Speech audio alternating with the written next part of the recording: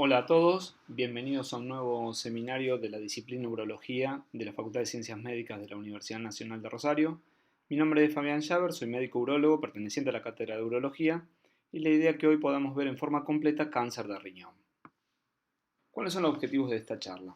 Vamos a conocer la incidencia y los modos de presentación del cáncer de riñón, vamos a conocer cómo se diagnostica y estadifica el cáncer de células renales.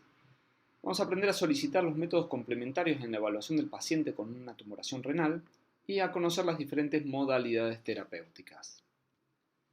Por definición, el cáncer de riñón es la neoplasia maligna originada en las células del túbulo contorneado proximal o en los túbulos colectores.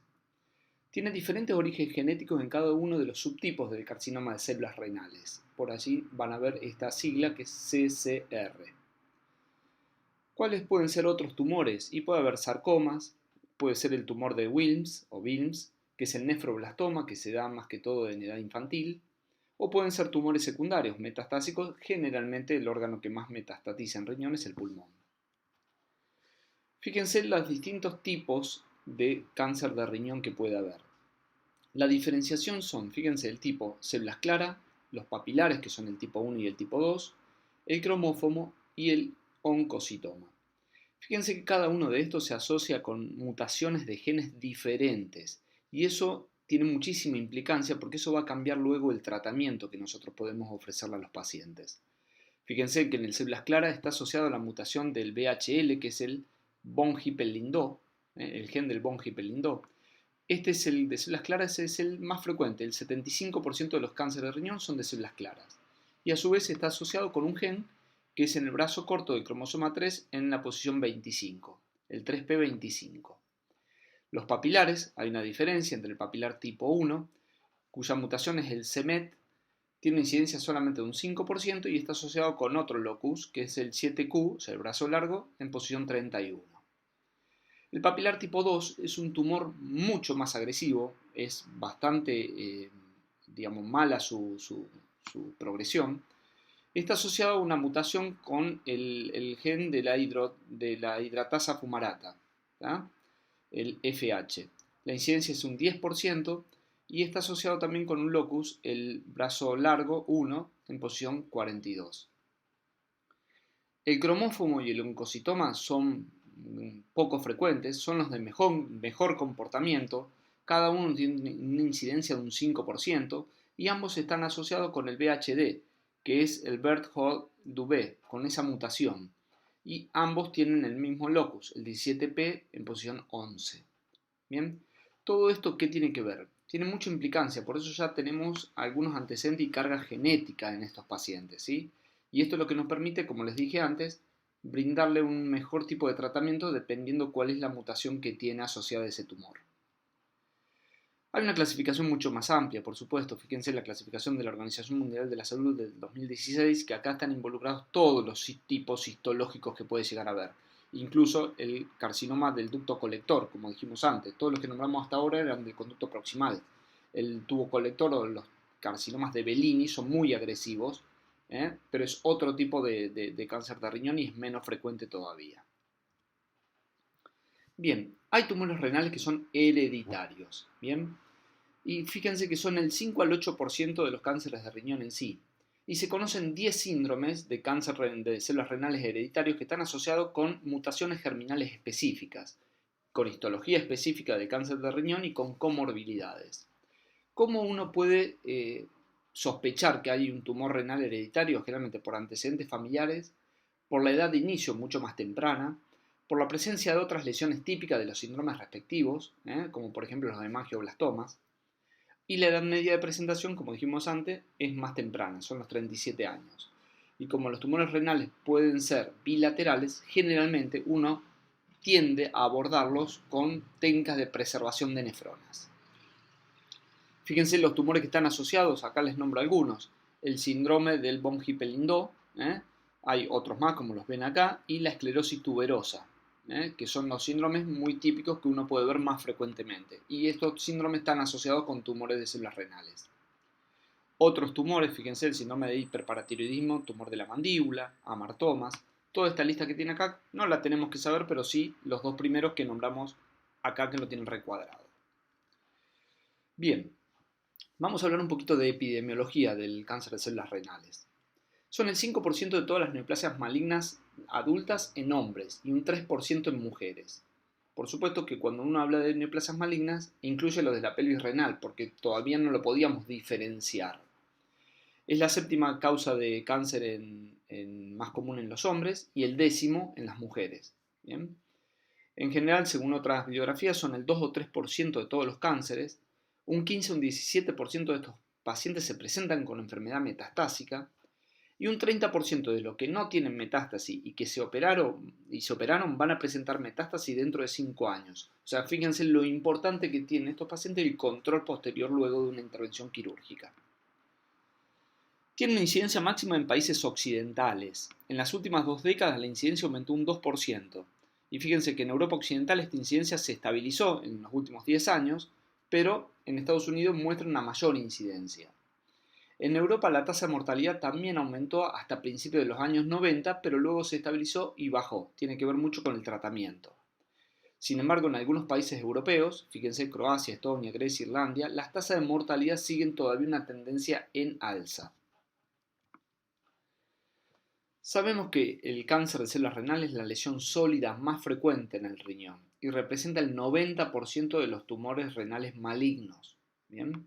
Hay un predominio de varones sobre mujeres de 1,5 a 1 o 3 a 2, la misma relación, y la incidencia máxima es entre los 60 y los 70 años de edad. Bueno, ¿cuáles son los factores predisponentes? Están demostrados el tabaquismo, la obesidad, la hipertensión y el antecedente familiar de un pariente en primer grado. No se ha demostrado, por ejemplo, la alimentación, la ocupación, el rol del acetaminofeno, o sea, el paracetamol, el tener litiasis, hepatitis virales. Hay algún rol asociado con algún AINE, pero no el ácido acetil salicílico de riesgo de tener cáncer de células renales. Pero ninguno de ellos está totalmente demostrado. Bien, sí los 4 primeros factores. Y fíjense, ya en las guías europeas, incluso del año pasado y este año, lo vuelven a recalcar. Factores de riesgo identificados incluyen el cigarrillo, la obesidad y la hipertensión, y deben ser considerados factores de riesgo. Y la recomendación con un nivel de fuerza fuerte de recomendación que debemos para prevención primaria eliminar el cigarrillo y reducir el peso en los pacientes obesos. Vamos a poner 2 casos como hacemos generalmente para ver cómo pueden llegar a la consulta estos pacientes. Carlos, 65 años de edad, consulta a su médico de cabecera porque desde hace 3 días orina color rojo. No tiene ardor, dolor ni síntomas urinarios bajos. Refiere que hace 2 meses orinó rojo en 3 ocasiones y como se le pasó, no consultó. Y por otro lado, por ejemplo, Enrique Abogado, de 45 años de edad, concurre derivado por su clínico en estudio por gastritis y reflujo con una ecografía que informa una masa renal. Bien, aquí tenemos 2 casos totalmente diferentes.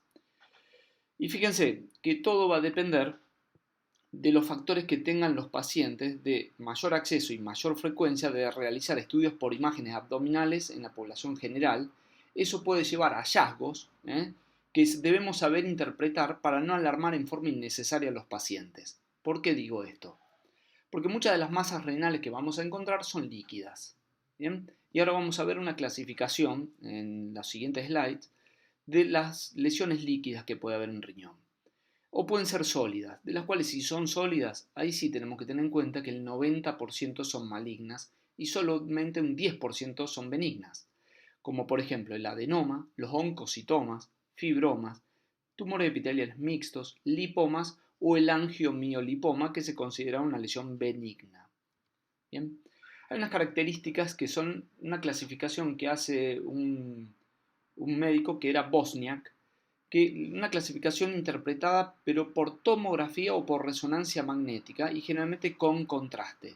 Las clasificaciones de Bosniak no son ecográficas, por lo tanto, si uno tiene una duda ante una lesión, no simple, sino más compleja, uno debería pedir este tipo de estudio, que es tomografía o resonancia magnética. Según la clasificación de Bosniak, tenemos las lesiones quísticas divididas en 4 grados. El tipo 1 es el quiste simple, que tiene una pared finísima, no hay tabiques, no hay calcificaciones, no hay componentes sólidos, y tiene la misma densidad y contenido que el agua y no tiene realce con el contraste. Por lo tanto, uno sabe que si son de ese tipo de lesiones, la clasificación y la evaluación es una lesión benigna. Es muy típico descubrir esto por una ecografía. Esas masas renales que aparecen bien líquidas, con contenido bien homogéneo, sin tabique y sin calcificaciones, uno ya al paciente lo puede derivar, por supuesto, al especialista, pero con tranquilidad, digamos, tranquilizándolo, no porque tenga una lesión quística típico, simple, uno va a alarmar al paciente. El tipo 2 es el quiste con algunos septos, que puede haber alguna calcificación fina, ¿bien? Y generalmente no hay atenuación posterior, pero también se lo considera una lesión benigna. Cambia un poco la clasificación hay una subclasificación que es el 2F, que puede contener también tabiques finos, pero hay un mínimo realce en el tabique, pero son tan finos como un cabello, para decirlo de una forma, ¿bien? Engrosamientos mínimos de los tabiques, puede contener alguna calcificación aislada, ¿bien? Y no hay realce con el contraste. Esto merece un poco más de seguimiento, por eso dice el seguimiento a 5 años, porque algunos de ellos pueden llegar a tener algún tipo de malignidad. El 2F, la F viene del inglés que es follow, o sea que es un quiste de tipo 2, pero que necesita seguimiento. Fíjense, una lesión tipo 1 por tomografía, un quiste simple, un quiste tipo 2, con alguna calcificación, incluso puede ser gruesa, finos tabiques, que lo ven por allí adentro, y la masa quística indeterminada con paredes irregulares engrosadas con tabiques que realzan es el tipo 3, y acá tenemos que tener mucho cuidado porque acá sí la indicación es quirúrgica, porque más de la mitad de ellos son tumores. Y el grado 4 es claramente, digamos, el tumor quístico renal, es el cáncer de riñón y la mayor parte son malignos. Bien, acá tenemos un quiste de grado 3, fíjense otro quiste acá, que esto ya tiene zonas sólidas dentro, y esta es la anatomía patológica, que es un quiste, digamos, sólido quístico, ¿bien? Y eso es un cáncer de riñón. Esta es otra lesión, fíjense, esta lesión que tienen aquí, que no es la grasa perirenal, sino que nace del propio riñón y se va hacia el tejido perirenal, esto es el angiomiolipoma. Los angiomiolipomas se lo consideran benignos, y en general no requieren tratamiento. Bien, ya vamos a ver cómo tratamos a los tumores de riñón. Entonces, tengamos en cuenta lo siguiente, los casos clínicos que vimos antes. La detección de tumores mediante técnicas por imágenes, por ejemplo, con ecografía o por tomografía, generalmente ha aumentado el número de tumores de riñón que se han manifestado en forma incidental. Es más del 50% hoy en día son tumores incidentales. Estos tumores, por lo general, son con más frecuencia de menor tamaño y con un estadio más bajo de tumoración. ¿Bien? Fíjense cómo se pueden manifestar entonces un cáncer de células renales. La mayor parte, ya dijimos, más del 50% son incidentales. Son casos que han consultado por otra patología que llevó a hacer algún estudio por imagen y diagnosticar ese tumor de riñón. La hematuria es otro de los síntomas típicos, como en el primer caso que habíamos tenido. Y los síntomas de afectación pueden ser también por la metástasis, no simplemente tener hematuria, sino que puede haber dolor óseo o tos persistente por una metástasis pulmonar, mareos por una metástasis cerebral, una fractura patológica que también se da en general cuando hay fractura, por ejemplo, de cadera o de húmero, por una metástasis ósea. La tríada clásica que siempre se ha nombrado en el cáncer de riñón, que es el dolor en fosa renal, la hematuria macroscópica y una masa abdominal palpable, solamente es muy bajo, es entre un 6 y un 10% y generalmente con tumores bastante grandes, una tumoración generalmente bastante avanzada.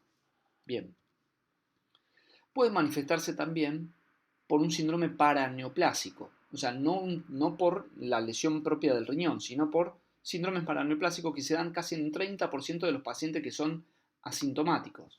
Y puede manifestarse, fíjense, la forma de presentación de un síndrome paraneoplásico. Puede ser con hipertensión, con caquexia, con pérdida de peso, con fiebre. Recuerdan ustedes en clínica que muchas veces se estudia la fiebre de origen desconocido y dentro de los estudios aparece un tumor de riñón, que es una de las causas. Una neuromiopatía, amiloidosis, una eritro alta, anemia, la disfunción hepática, la hipercalcemia y la policitemia son también frecuentes dentro de esos síndromes paraneoplásicos. ¿Cómo lo estudiamos los pacientes? Generalmente el examen físico, y generalmente por supuesto que lo hacemos, pero es muy limitado. Generalmente tenemos que tener una masa abdominal palpable para uno poder descubrirlo. Podemos tener una adenopatía cervical palpable, recuerden los supraclaviculares. O puede tener un varicocele que no se reduce, o edema en los miembros inferiores, generalmente por compromiso venoso. Recordemos, el varicocele derecho es poco frecuente, es muy frecuente el izquierdo, ¿bien? Por la forma en que desemboca la vena espermática izquierda en la vena renal.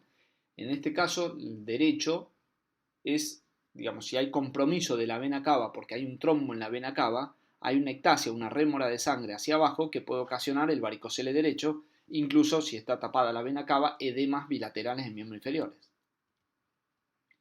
¿Cómo lo estudiamos? Podemos hacer lo típico que hacemos, primero el examen físico, el laboratorio como estudio complementario y una ecografía como estudio complementario, salvo que ya el paciente nos las traiga porque fue un incidental.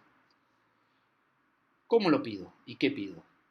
Generalmente en el laboratorio voy a pedir bastante cosas porque tiene que ser una evaluación completa. Estamos estudiando un paciente que puede ser portador de una neoplasia maligna. Entonces pedimos el hemograma, la eritrosedimentación, la glicemia, el ionograma, la creatinina, un hepatograma, ¿bien? El calcio, porque puede manifestarse, recuerden, por un síndrome paraneoplásico con hipercalcemia, la orina para manifestar y para identificar la hematuria, el recuento de plaquetas, la protromina y el KPTT generalmente como prequirúrgico. ¿Bien? Si tengo que pedir una ecografía, ¿cómo hago el pedido de la ecografía? Siempre nombre y apellido, la obra social con su respectivo número, ecografía renal bilateral, vésico-prostática con la medición del residuo postmiccional. Generalmente recuerden que estos pacientes tienen entre 60 y 70 años. ¿Bien? El diagnóstico, que puede ser hematuria, fecha, la firma y el sello. Ya tenemos los primeros estudios. ¿Cómo lo empezamos a estadificar? Tenemos que recordar cuáles son las vías de diseminación. La vía linfática es la primera, generalmente, y los ganglios regionales de un riñón, o sea, donde drena el riñón sus linfáticos, generalmente son los lumboaórticos o abdominoaórticos. ¿Bien? Hemática puede irse a hígado, pulmón, hueso, cerebro. Cualquier órgano de la economía puede pasar, digamos, puede recibir una metástasis. Y puede haber extensión local, ya sea la grasa perrenal o pararrenal, que es la que está por detrás, por delante del cuadrado lumbar, la vena renal, la vena cava inferior y a los órganos vecinos. Puede haber invasión de un tumor hacia órganos vecinos. ¿Qué es lo que solicitamos generalmente? La tomografía y TAC de abdomen, pelvis, incluso muchas veces de tórax. En otros casos se puede pedir una radiografía de tórax. ¿Bien? En caso de alergia al contraste iodado, uno puede utilizar la resonancia magnética. No es mejor una que otra, sino que tiene la misma sensibilidad. La resonancia se podría utilizar con mejor imagen y mejor sensibilidad para el diagnóstico cuando hay afectación de un trombo en la vena cava, para ver bien qué es lo que está tomando y hasta dónde llega, porque tiene mejor resolución anatómica. Si hay síntomas de enfermedad avanzada, voy a realizar otros estudios, porque va a depender de los síntomas que tenga el paciente. Si el paciente me debuta también con mareos y convulsiones, probablemente tengamos que pedir y tenemos que pedir un ataque de cerebro. Si tiene tos persistente, el ataque de tórax, no la radiografía. Si tiene un dolor óseo o una fosfatasa alcalina elevada, vamos a pedir un centellograma óseo. ¿Se entiende? Entonces, dependiendo de la sintomatología con la cual el paciente se manifiesta, uno solicita el estudio complementario adicional a lo básico. ¿Bien? Bueno, una vez que pedimos los estudios, ya tenemos que estadificarlos. O sea, tenemos que ponerlo dentro de la clasificación TNM a lo que pertenezca ese paciente. Donde siempre que ustedes encuentren, el T es con respecto al tumor, el N es el nódulo o ganglio y el M es la presencia o no de metástasis. En cuanto a TX es que no se pudo evaluar. La X significa que no se puede evaluar el tumor primario. El T0 es que durante el estudio no se encontró nada. ¿Bien? El T1 ya es cuando hay un tumor. El T1 es cuando el tumor es menor o igual a 7 centímetros, pero está limitado al riñón, o sea, no pasó la cápsula renal. A eso hay subclasificaciones, T1A, T1B, si es menor o mayor de 4 centímetros. El T2 también está limitado al riñón, pero su tamaño es mayor de 7 centímetros. ¿Bien? Y puede ser a su vez subestadificado en 2A y 2B si es entre 7 y 10, o si es mayor de 10, pero siempre limitado al riñón. El T3 es aquel que ya pasa la cápsula del riñón, ¿bien? Ya se extiende a las venas, a la vena renal o vena cava, o invade, por ejemplo, la glándula suprarrenal. El T3A es cuando se invade la vena la vena renal, o invade la grasa suprarrenal, la grasa perirenal o el seno a nivel de la pelvis del riñón, pero no se sobrepasa nunca la fascia de Gerota. El T3B es cuando invade ya la vena cava inferior, pero no llega al diafragma. Y el T3C es cuando invade la vena cava inferior, pero pasó por encima del nivel del diafragma. El T4 es cuando pasa el tumor la fascia de Gerota y puede invadir órganos vecinos. El NX siempre no es evaluable, el N0 no hay metástasis, N1 es en un solo ganglio la metástasis y N2 es más de un ganglio. El M es muy simple, M0 no hay metástasis, M1 hay metástasis. ¿Bien? Una vez que tenemos el TNM, uno puede poner el grupo de estadiaje al que pertenece el paciente. ¿Bien? El estadio 1, que no es, en este caso coincide con T1, el estadio 2 coincide con el T2, pero siempre N0, M0. El estadio 3 es el T3 o T1, T2, T3, pero con N1, o sea, tiene un ganglio. Y el estadio 4 es el T4 con cualquier N, o cualquier T con cualquier N, pero tiene metástasis. ¿Bien? Entonces, ¿eso qué habla? Nos habla de que a medida que vamos aumentando el estadio de la enfermedad, es peor el pronóstico de esa enfermedad. ¿Qué factores clínicos uno toma en cuenta también? El estado funcional del paciente, por eso saca lo que se llama el performance status, los síntomas locales, si está con caquexia, si hay mucha anemia, el recuento de plaquetas, el índice de neutrófilo linfocito, la PCR que nos puede dar alguna idea, la albúmina nos puede dar el estado proteico para ver si puede ser sometido, por ejemplo, a un acto quirúrgico importante. Entonces, vamos a llegar al tratamiento. ¿De qué depende el tratamiento? Por supuesto que depende de la enfermedad, del estadio de la enfermedad. Si es localizada, si es localmente avanzada o si es avanzada lo que uno llama metastásico, o sea, el M1. Y va a depender no solamente del estadio, sino del estado general del paciente, y también tenemos que considerar las preferencias del paciente y explicarle al paciente los pros y contras de cada modalidad terapéutica. Bueno, vamos a hablar de una de las entidades para ver qué hacemos cuando la tenemos, el angiomiolipoma. ¿Cuándo lo tratamos? En general, dentro de los tratamientos uno elige si pudiera hacer la cirugía conservadora de nefronas, siempre, porque hablemos siempre de que este tumor es benigno. Algunos dicen de hacer una embolización arterial selectiva, pero bueno, este tipo de tratamiento es difícil de realizarlo y como hay poca experiencia en la mayor parte de los centros, en general uno prefiere la cirugía conservadora de nefronas. ¿Y cuándo hacerla? Cuando los tumores son grandes, gran tamaño. Antes había un umbral de 4 centímetros. Se decía que menores de 4 se controlaba, mayores de 4 por el riesgo de sangrado espontáneo se los debía operar. En realidad hoy no se recomienda ese umbral de intervención y se cuestiona lo que dijimos recién, el tamaño mayor de 4 centímetros. En mujeres en edad fértil puede ser una de las indicaciones teniendo un angiomiolipoma de gran tamaño. Y en quienes el seguimiento o el acceso a la atención de emergencia sea inadecuado. O sea, gente que no tenga acceso a niveles de atención de emergencia, por ahí uno podría indicarle el tratamiento quirúrgico para evitar una complicación que puede llegar a ser seria. Bien, también existe una alternativa a los tratamientos antes de empezar con la parte quirúrgica, que es la vigilancia activa. ¿Y cuándo lo propondríamos? Podría ser una opción de tratamiento inicial en masas renales sospechosas pero muy pequeñas, menores de 2 centímetros. Ahora, hay prioridad cuando el riesgo de intervención o los riesgos de muerte superan los beneficios oncológicos del posible tratamiento. ¿Bien? Deben realizar imágenes, si uno opta por este tipo de vigilancia activa, deben ser imágenes entre 3 y 6 meses para evaluar el crecimiento. Y deben considerarse la opción de una biopsia de la masa renal para una estratificación del riesgo adicional. ¿Bien?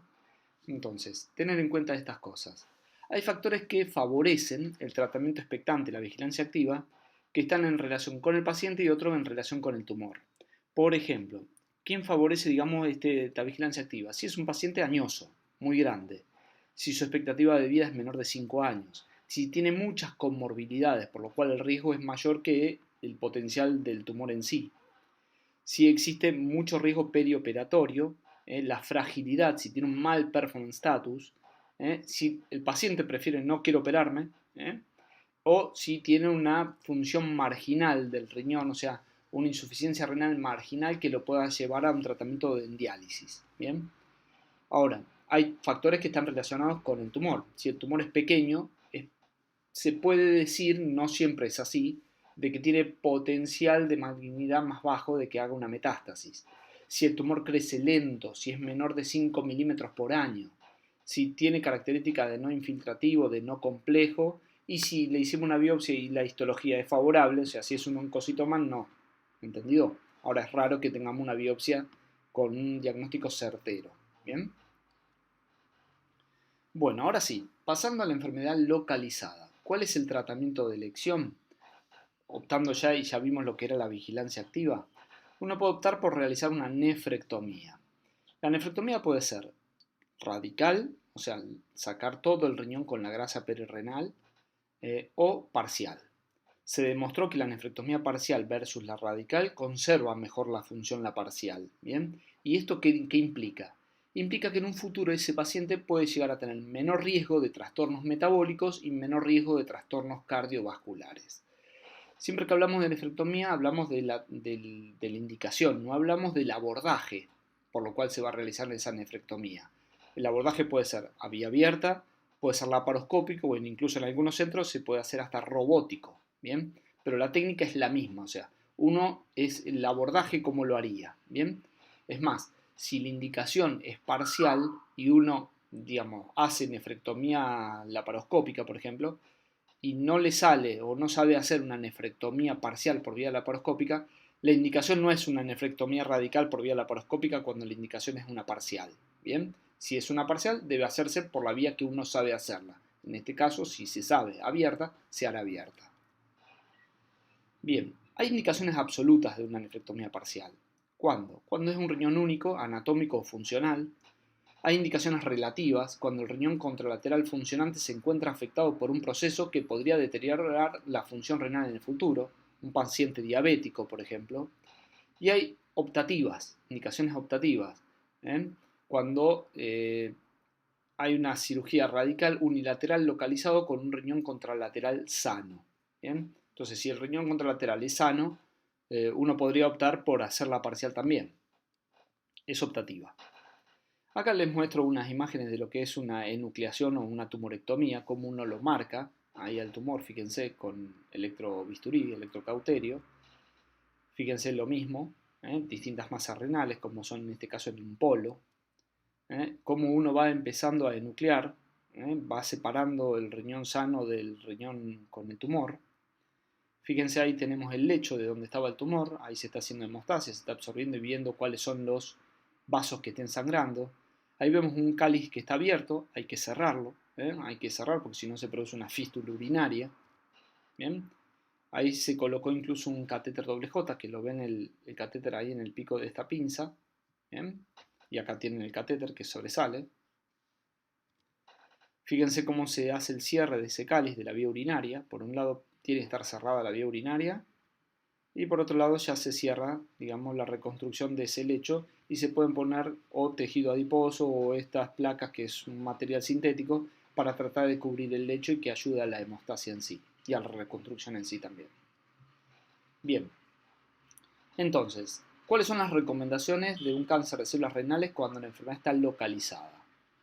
Uno debe, fíjense, estas son recomendaciones de la Asociación Europea de Urología y es lo que uno hace habitualmente. Ofrece la cirugía para lograr la curación, con un grado de recomendación fuerte. Ofrece una nefrectomía parcial de pacientes con tumor T1, los menores de 4 centímetros, también un grado de recomendación fuerte. Lo mismo que no hay que hacer una adrenalectomía si no hay evidencia clínica de invasión de esa glándula suprarrenal. Bien. Ahora fíjense lo que se hace con respecto a los ganglios linfáticos, que si uno puede considerar la disección, hacer una linfadenectomía extendida en pacientes con características clínicas adversas, ¿está? Pero en general no se ha visto que eso aumente la sobrevida, por eso el grado de recomendación es débil. Y realizar una embolización en pacientes no aptos para cirugía, que presenta una hematuria masiva o dolor en flanco también es una recomendación débil. Bien, vamos a pasar a otro estadio, que es el cáncer localmente avanzado. Localmente avanzados son aquellos que dijimos antes, los T3, T4 o que son ganglios positivos. ¿Bien? En estos casos uno ofrece siempre también la cirugía radical, pero acá hay un cambio en el manejo también, porque aparecieron otras terapias, que son las famosas terapias target. ¿Bien? ¿Por qué aparecieron estas terapias? Que en general son terapias que están dirigidas a un factor de crecimiento que es el factor de crecimiento del endotelio vascular. ¿Por qué? Porque se ha visto que muchos pacientes tienen respuestas radiológicas y respuestas clínicas. ¿Y esa respuesta por qué es? Fíjense una descripción del síndrome de von Hippel-Lindau, no sé si ustedes ya lo han visto.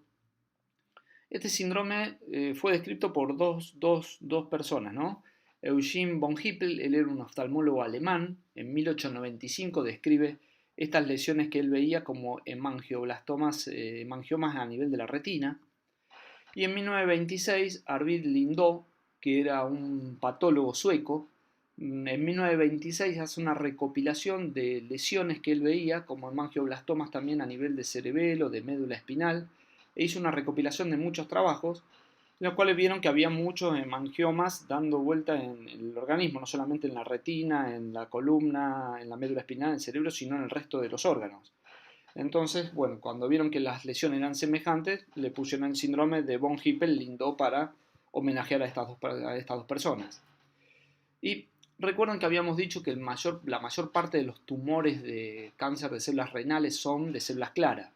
Y lo que está mutado es un gen que era el von Hippel-Lindau, justamente. El von Hippel-Lindau es un gen que actúa como un gen supresor de tumor. Es más, mantiene en general a este HIF, que es el factor de inductor de hipoxia, lo mantiene en niveles bajos. ¿Bien? ¿Qué pasa cuando muta este von Hippel-Lindau? Que la mutación generalmente es lo que ocasiona el tumor. Al estar mutado, ese HIF en general no se encuentra inhibido, sino que se encuentra estimulado. Entonces, el microambiente del riñón, del tumor, lo toma como que hay hipoxia. ¿Bien? Entonces, este factor inductor de hipoxia hace de que estimule a distintos factores de crecimiento que son todos productores de vasos sanguíneos. O sea, se empiezan a generar vasos sanguíneos, es lo que llamamos la angiogénesis. ¿Bien? ¿Por qué? Porque se produce un aumento del factor de crecimiento del endotelio vascular, el factor de crecimiento derivado de plaquetas, el factor de crecimiento fibroblástico, y todo esto aumenta la irrigación a nivel de riñón porque se generan nuevos vasos sanguíneos y ahí empieza todo el ciclo de la tumorogénesis. ¿Bien? Entonces, ¿todo por qué? Porque está este von Hippel-Lindau mutado. Si no estuviese mutado, no se produciría el cáncer de células renales a células claras. Bien, acá lo tenemos. Cuando estaba mutado, había el aumento, y entonces muchas de las terapias están dirigidas justamente a estos factores de crecimiento que al inhibirlos nosotros, retrasamos y mejoramos la sobrevida de los pacientes. Es más, este GIF, recuérdenlo, porque todo esto viene cambiando permanentemente. Hay adelantos que se van haciendo en forma continua. Ya van a empezar a aparecer moléculas que son justamente inhibidoras de este factor de inducción de hipoxia, de este GIF. Bien, recordemos otra cosa que ya habíamos dicho. Entre un 30 y un 40% de los pacientes con enfermedad locorregional va a tener una recaída con metástasis después de la nefrectomía. Bien, hay datos limitados que una terapia adyuvante podría reducir el riesgo de recaída y el manejo general hoy en día de un tumor localmente avanzado hasta ahora es la vigilancia activa. Recordemos una cosa, esto está en continua dinámica, por lo cual esto puede ir cambiando año a año. Bien, debemos aprender a asignar a los pacientes en base a grupos de riesgo. ¿Por qué? Porque el riesgo de recidiva es diferente. Si yo tengo diferentes pacientes, diferentes tumores, voy a tener distintos riesgos de recidiva. Y no todos los pacientes se van a beneficiar de una terapia. Si tengo un bajo riesgo, probablemente lo controle. Si tengo un alto riesgo, lo ideal sería indicarle una nueva terapéutica. Fíjense los sistemas pronósticos, dependiendo si la enfermedad es localizada o si es metastásica, ya vamos a hablar del metastásico. Uno puede utilizar generalmente la UISS, que fíjense toma el estadio tumoral, el estado general del paciente, el grado nuclear, antes era el Fuhrman, ¿bien? y en base a esas cosas uno podía clasificar el grupo de pronóstico que puede tener ese paciente. Fíjense que este sistema es de la Universidad de California en Los Ángeles, de sistema de estadiaje, en el cual ellos ponen el bajo riesgo, son aquellos pacientes que tienen un buen performance status y un grado bajo de Fuhrman, grado nuclear bajo. El alto riesgo son aquellos de estadio T3, con mal performance status y un alto Fuhrman. El estadio 4 son los T4, entonces todos estos pacientes entran en el alto riesgo. Y este alto riesgo son los que más se beneficiarían de una terapia adyuvante. ¿Por qué? Porque tienen mayor riesgo de recidiva. Vamos a comenzar con el tratamiento del cáncer de células renales en estadio avanzado metastásico. ¿Con qué nos podemos encontrar? Y en base a esto uno puede ir definiendo qué conducta puede tomar. Fíjense, podemos tener un caso 1 en el cual tiene un cáncer de células claras, su performance status es 0, o sea, está en muy buen estado general y tiene poco volumen metastásico. Bien, fíjense a nivel pulmonar, una metástasis, 2 metástasis, ahí es muy pequeño, y fíjense el gran tumor que tiene en el riñón de este lado. En este caso, la nefrectomía podría ser probable, ¿no es cierto? En este segundo caso, células claras nuevamente, tiene un performance status 2, o sea, bastante deteriorado el paciente, y tiene alto volumen tumoral metastásico. Fíjense el tumor de este lado, cómo invade la vena renal y se va hasta la vena cava. Fíjense cómo lo tenemos en un tumor del lado izquierdo. Y fíjense las grandes masas, volumen tumoral a nivel pulmonar. En este caso la nefrectomía no tiene mucho sentido realizarla, porque no lo vamos a beneficiar al paciente. Pero en este otro caso, fíjense, otro tumor de células renales, performance status entre muy bien o 1, y tiene también un volumen tumoral metastásico limitado. O sea, no era tanto como en el segundo caso, ni escaso como en el primero. Fíjense el tumor también del lado izquierdo, está en la valva anterior. Entonces, ¿en este paciente la nefrectomía sería útil? Esa es la pregunta para este tercer caso. Y entonces lo que nosotros tenemos que hacer para definir la conducta en muchos de estos pacientes que ya son metastásicos es asignarlo a una categoría de riesgo. Esos riesgos son evaluados por distintos métodos. Actualmente el que más se utiliza es el de la IMDC, que es la base de datos del Consorcio de Cáncer Renal Metastásico. Y acá se pone esta categoría de riesgo porque nos va a dar pronóstico para ver si realizamos una nefrectomía, que acá se la denomina citorreductiva, porque no estamos curándolo, no tiene intención curativa en la mayor parte de estos casos, porque ya son metastásicos, o darles terapia sistémica, o hacer las dos cosas. Esta es la tabla donde están los factores de riesgos, en donde los 6 puntos que se analizan son el estado del paciente, por la tabla de Karnofsky, el tiempo desde el diagnóstico al tratamiento, el nivel de hemoglobina, el calcio sérico corregido y el conteo absoluto de neutrófilos, bien, por neutrofilia, y el estado de las plaquetas, si hay una trombocitosis o no. Todo esto tiene un punto de corte y si el paciente no tiene ninguno de estos factores de riesgo, el riesgo es favorable.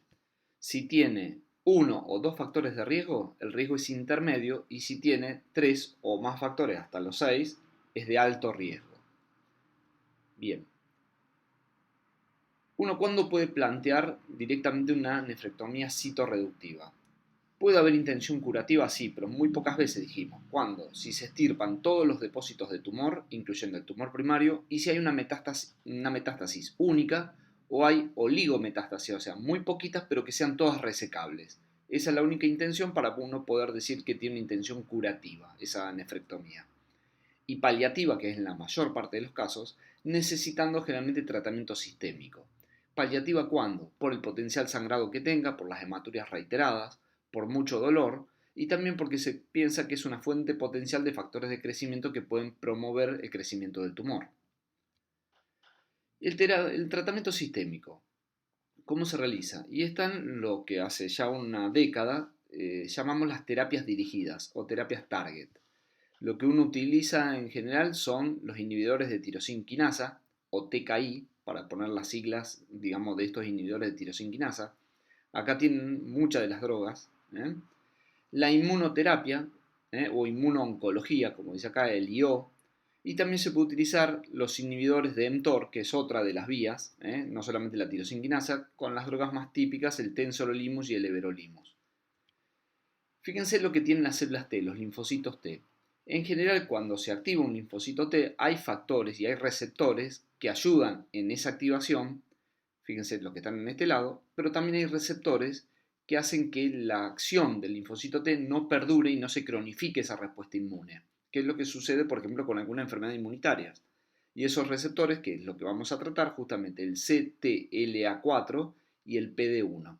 Bien, fíjense, acá tenemos una célula linfocito T CD8. Cuando una célula presentadora de antígenos le presenta, la reconoce por el complejo de histocompatibilidad mayor tipo 1, esa célula T lo reconoce. Y fíjense que la activa a la célula T cuando esa célula presentadora de antígeno le presenta el antígeno. Se activa para que empiece a proliferar y empiece a actuar. Pero también esa célula presentadora de antígeno le pone un freno. ¿Por qué? Porque ese PD1 que dijimos antes, que era un receptor inhibitorio de esa acción proliferativa que tienen los linfocitos TCD8, PD significa Programming Death, son los receptores de muerte celular programada. La célula antigénica, la célula presentadora de antígenos, tiene el ligando, por eso es PDL1, como también lo tienen otras células, los macrófagos, hasta el mismo tumor. Bien, entonces esto hace de que la célula presentadora de antígeno inhiba también la proliferación en exceso que puedan tener esos linfocitos T citotóxicos. Y eso también es una de las herramientas que utiliza el tumor, porque el tumor también produce el PDL1 y lo que hace esa célula tumoral es inhibir justamente al CD8 para que no lo ataque. ¿Bien? Fíjense en estos casos. La célula T con las células tumorales presentan el PDL1, el ligando, para inhibir a la célula T. De aquí surgieron anticuerpos monoclonales justamente contra estas estructuras, contra el PDL1, como el atezolumab, el durvalumab, el abelumab, o contra el PD1, contra el receptor de la célula T, el pembrolizumab, el nivolumab. Si uno actúa a nivel de este receptor o del ligando, inhibiéndolo, lo que hacemos es que la célula T activa siga activa, proliferando y siga actuando matando la célula cancerígena. ¿Bien? Lo que hacen estas drogas es estimular nuestro propio sistema inmunitario para que la célula T pueda destruir al tumor. ¿Bien? Acá lo tienen, fíjense como la célula T con la célula tumoral, acá lo trata de, lo paraliza la célula T, pero si uno le da un anti-PD1, por ejemplo, la célula T va a seguir matando a las células tumorales. Lo mismo pasa con otro de los receptores que era inhibitorio. El otro receptor inhibitorio es el CTLA4, que es el antígeno en posición 4 de los linfocitos T citotóxicos. ¿Bien? La célula presentadora de antígeno generalmente inactiva a la célula T cuando se le une su ligando, el CD80-86 como dice aquí, lo inactivaría. Pero si yo puedo producir un anticuerpo contra el CTLA4, la célula T está activa y me ayuda en la eliminación de las células tumorales. ¿Bien? Entonces esos son los dos puntos de control inmunitario, que en inglés se lo llaman checkpoint, inmune. Justamente lo que logramos es que la célula T se active y permanezca proliferando y actuando sobre las células tumorales. Fíjense cómo ha cambiado desde el 2005 en adelante, cuando aparecen las primeras drogas, el sorafenib, el sunitinib también aparece en 2006, y son drogas que se utilizan para distintos tipos de tumores, pero hoy en día todavía el sunitinib y el pazopanib tienen su lugar. Sorafenib ya se ha dejado de utilizar y fíjense cómo desde el 2017, 2018 y 2019 aparecieron drogas nuevas, generalmente anticuerpos monoclonales contra el PD1 o PDL1 o contra el CTLA4, que es el ipilimumab. Son drogas que se utilizan actualmente en el tratamiento del cáncer de riñón metastásico. ¿Y cuál es el tratamiento habitual? Entonces, si tiene metástasis y uno puede tener que realizar un tratamiento sistémico. ¿Recuerdan esos factores de riesgo que los sacábamos con esa tabla del consorcio de cáncer de riñón metastásico? Si el riesgo era favorable, o sea, no tenía ningún factor de riesgo, la primera línea de tratamiento es estas dos drogas. Justamente un pembrolizumab, que es inmunoncología, más axitinib, que es una terapia target, un inhibidor de TKI. Si no pueden recibir esto, pueden recibir el sunitinib o el pazopanib. Y cuando el riesgo es intermedio o alto riesgo, acá aparecen nuevos medicamentos como el pembrolizumab y axitinib, que es lo mismo para el riesgo favorable. Pero se suma el ipilimumab, el nivolumab, e incluso hay otras drogas nuevas que no figuran acá, pero que ya están aprobadas, que es el avelumab junto con axitinib. O sea, un inhibidor, un IO más un TKI. ¿Bien? Y esto es en caso de que no pudieran recibir, porque todas estas drogas, por supuesto, también tienen efectos indeseables. ¿Bien? Entonces hay que ver la tolerancia de que tengan los pacientes de este tipo de medicación nueva. Conclusiones. La nefrectomía citoreductiva en pacientes metastásicos en la era de las terapias blanco-molecular aumenta la sobrevida en pacientes seleccionados. Parecería haber una ventaja en efectuar una terapia sistémica, generalmente aconsejada en pacientes con riesgo intermedio y pobre, y de acuerdo con la respuesta y el estado general del paciente, plantear la cirugía para erradicar el primario. Y fíjense que la correcta selección de los pacientes es la clave para la evidencia del beneficio.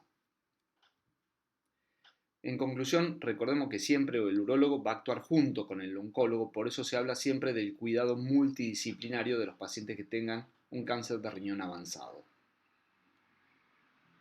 Bien, continuamos con el seguimiento. El seguimiento, una vez que están operados los pacientes, ya sea con enfermedad localizada, localmente avanzada o metastásica, nos va a permitir, ¿qué cosa? Identificar las complicaciones postoperatorias, la función del riñón, la recurrencia local si vuelve a aparecer enfermedad, si hay recurrencia en el riñón contralateral y si desarrollan metástasis. Esta es la propuesta de control que uno le tiene que hacer a los pacientes que son sometidos generalmente a un tratamiento por cáncer de células renales. Si el riesgo era bajo, uno hace una ecografía, un ultrasonido a los 6 meses, tomografía al año, ultrasonografía y ecografía nuevamente a los 2 años y tomografía al tercer año. Y después de los 3 años, un TAC cada 2 años, ¿bien? Para ver si recurre la enfermedad. Pero fíjense que los intervalos y los estudios no son siempre tomografía porque cuando el perfil de riesgo es bajo, es poco frecuente que haga una recurrencia tumoral. Ahora, si el riesgo es intermedio o alto, lo que se aconseja es en el primer año, o sea, a los 6 meses y al año, tomografía, y luego anualmente. ¿Bien? Después del tercer año, cada 2 años se puede plantear hacer una tomografía de control en estos pacientes. Generalmente porque las recurrencias aparecen en los primeros 3 años de control y seguimiento de esta patología. Muchas gracias, nos veremos en un nuevo seminario disciplinar. Les dejo aquí la bibliografía.